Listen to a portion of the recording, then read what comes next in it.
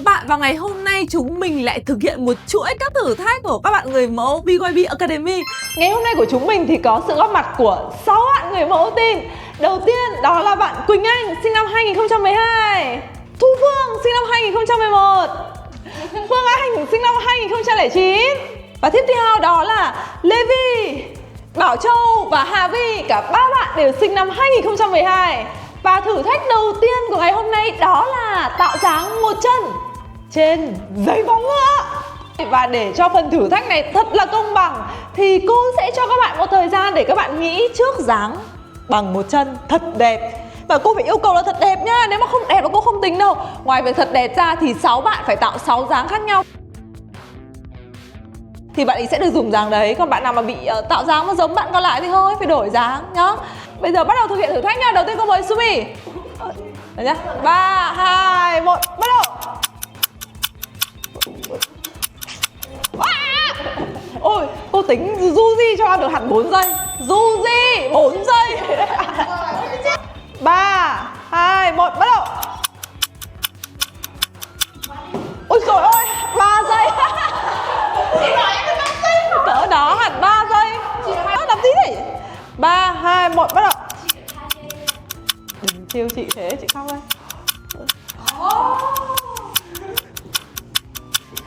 Ui, xịn nhỏ, xứng đáng. Vương miện của BYB. Không được sờ vào nhá. Rồi, 16 giây không được đẩy thật, không được sờ vào kiểu giả vờ thôi. Ôi, trừ điểm. Nhưng 16 giây rồi, ok, con đó. 3, 2, 1, bắt đầu. Ôi dồi, ngầu cỡ đó được đúng 3 giây tròn. Con, bảo Châu ơi cô tin con. Con làm được. 3, 2, 1, bắt đầu. Ok. Ê con ơi, 1 giây. 3, 2, 1, bắt đầu.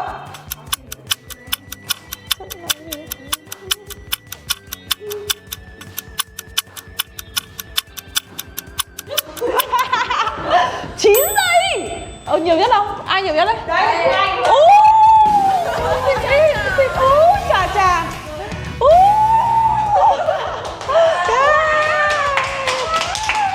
Sao con giỏi thế? Các bạn ơi, và bây giờ cô có một trò chơi dành cho các bạn.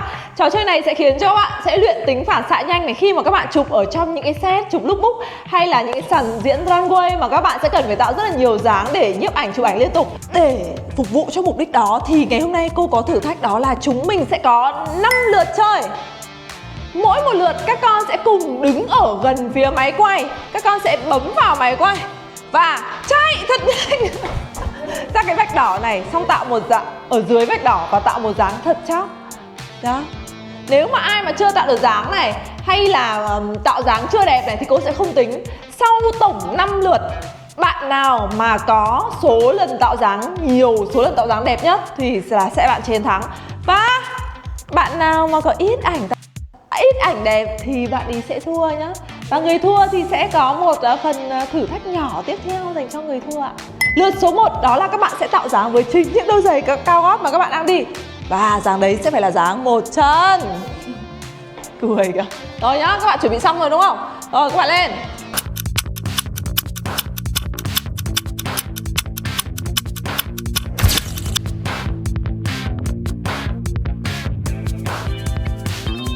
Lượt 2 đó là chúng mình sẽ tạo dáng với đôi giày bóng ngựa đây.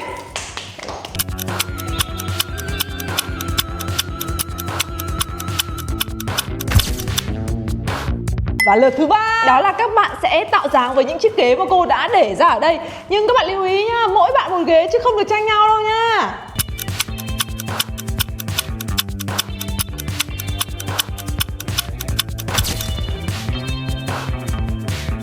Và vòng số 4 đó là các bạn sẽ chạy thật nhanh về cái vách ở đây và tạo dáng với cái vách này nhá. Các bạn có thể tạo dáng đứng, dáng ngồi gì đấy miễn là thật đẹp là được.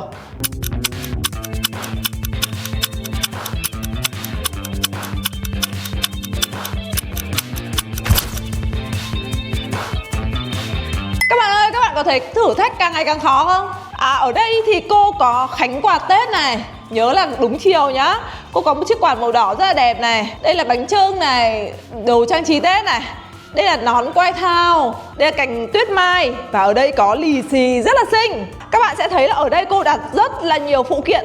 Thì chúng mình chạy lên kia, chúng mình bấm, cô sẽ đếm ngược, xong sau đó các bạn chạy về đây. Hãy chọn món mà mình yêu thích nhất và tạo dáng ngay lập tức.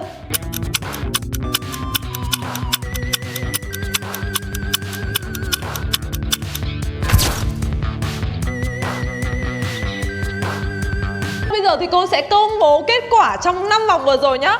Vòng đầu tiên thì tất cả thua, trừ Thu Phương. Thu Phương thắng vòng đầu tiên. Rồi, vòng số 2 đó là Quỳnh Anh thua. Vòng số 3 là Bảo Châu và Hà Vi thua. Cười tưởng thắng hả? Vòng số 4, ôi có 3 bạn thua cơ.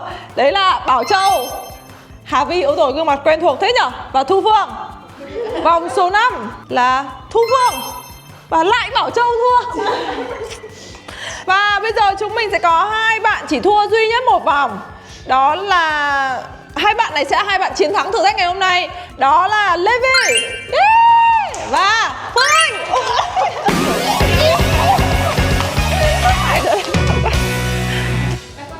Và bây giờ 2 bạn là thua hơi nhiều vòng một xíu thì sẽ squat thì nhá. Thế đó là có Bảo Châu thua 4 lần phải squat, Hà Vi thua 3 lần. Sao con biết? Rồi, mời 2 bạn. Và bây giờ Bảo Châu và Hà Vi sẽ thực hiện hình phạt của mình nhá. Mời các bạn. 3, 2, 1 bắt đầu.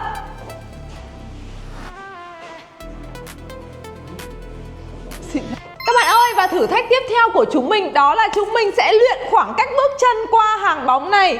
Các bạn lưu ý nhá, thì thường khi mà có một hàng bóng, bình thường các bạn catwalk rất là tốt rồi, nhưng mà khi mà có một hàng bóng các bạn hay bị có những lỗi sai sau đấy là bị đá chân này, không được nhá. Và các bạn bị nhấc chân quá cao thì các bạn không được nhấc chân quá cao nha các bạn. Rồi bây giờ từng bạn đi một và cô sẽ chấm điểm cho các bạn nhá. 2, 1 đi. Không được nhìn nhá các bạn nhá.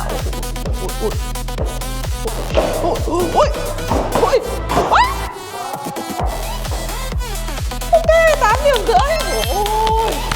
3, 2, 1 đi.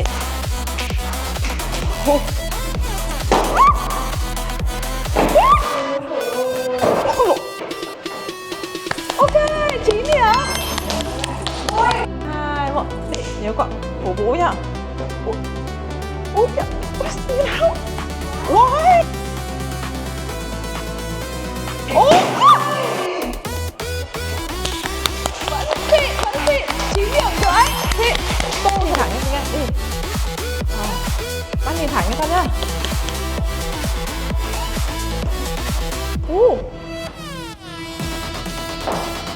Ok, 9 điểm rưỡi. Xịn. 3, 2, 1 đi. Không nhìn xuống nhá.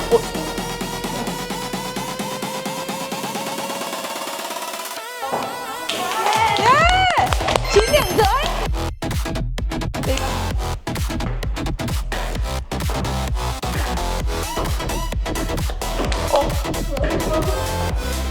Yeah, 9 điểm rưỡi, quá xịn. Các bạn ơi, vừa rồi là chúng mình đã hoàn thành những thử thách của ngày hôm nay rồi. Và các bạn thấy những thử thách của ngày hôm nay như thế nào? Hãy comment xuống dưới cho chúng mình biết nhé. Và các bạn muốn chúng mình làm những thử thách gì thì hãy nói cho chúng mình với. Các bạn đừng quên like và sub kênh của chúng mình nhé. Cảm ơn các bạn rất nhiều.